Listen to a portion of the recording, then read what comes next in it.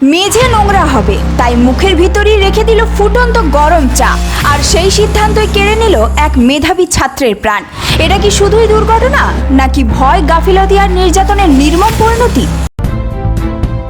নমস্কার বন্ধুরা, আপনারা দেখছেন voice of Bankura, presented by J3S institute, বাঁকুড়ার অন্যতম নির্ভরযোগ্য স্পোকেন ইংলিশ একাডেমি।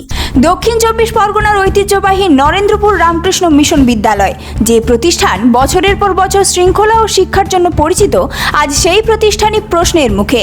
দ্বাদশ শ্রেণীর ছাত্র দীপ্তাংশ মাহাতোর রহস্য মৃত্যুকে ঘিরে তীব্র ক্ষোভে ফুঁসছে পরিবার, সহপাঠী ও অভিভাবকরা। অভিযোগ, মঙ্গলবার সকালে ফ্লাক্স থেকে অসাবধানতাবশত প্রচণ্ড গরম চা মুখে তুলে ফেলে দীপ্তাংশ, কিন্তু চা মেঝেতে ফেলেনি। কেন? বাবার দাবি, ছেলে তাকে জানিয়েছিল মেঝে নোংরা হবে বলে চা ফেলতে পারিনি। একটি প্রশ্ন এখন গোটা বাংলার, একজন ছাত্র কি এতটাই আতঙ্কে ছিল যে নিজের জীবন বাঁচানোর আগে মেঝে পরিষ্কার রাখার কথা ভাবতে হলো? অভিযোগ আরও গুরুতর, গরম চায়ে গুরুতর দগ্ধ হওয়ার পরেও দীপ্তাংশকে দ্রুত হাসপাতালে নিয়ে যাওয়া হয়নি, বরং স্কুল কর্তৃপক্ষ নাকি অপেক্ষা করেছে তার বাবার আসার জন্য। মৃত ছাত্রের বাবা কলকাতা হাইকোর্টের আইনজীবী মনোরঞ্জন মাহাতোর অভিযোগ, সময় মতো চিকিৎসা হলে হয়তো আজ তার ছেলে বেঁচে থাকতো।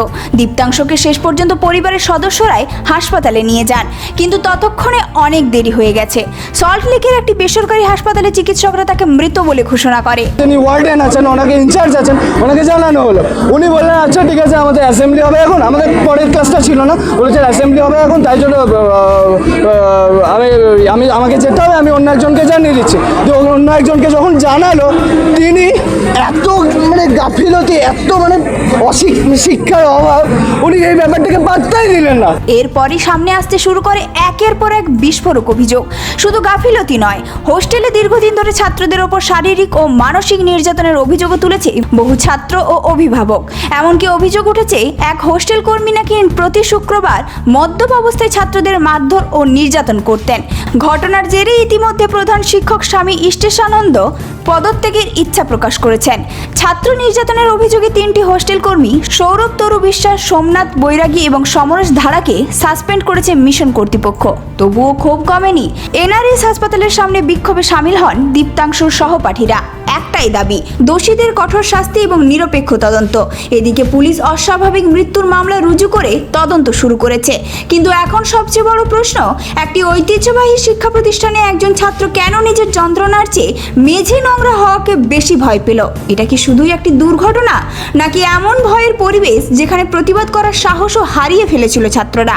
আপনার কি মনে হয়, এই মৃত্যুর জন্য দায়ী কে? কমেন্ট করে অবশ্যই নিজের মতামত জানান। এই ধরনের গুরুত্বপূর্ণ খবর সবার আগে পেতে আমাদের চ্যানেলটি সাবস্ক্রাইব করুন, আর ভিডিওটি শেয়ার করতে ভুলবেন না। আপনার মতামত কমেন্টে জানান, আর লাইক শেয়ার করে ভয়েস অফ বাঁকুড়ার পাশে থাকুন।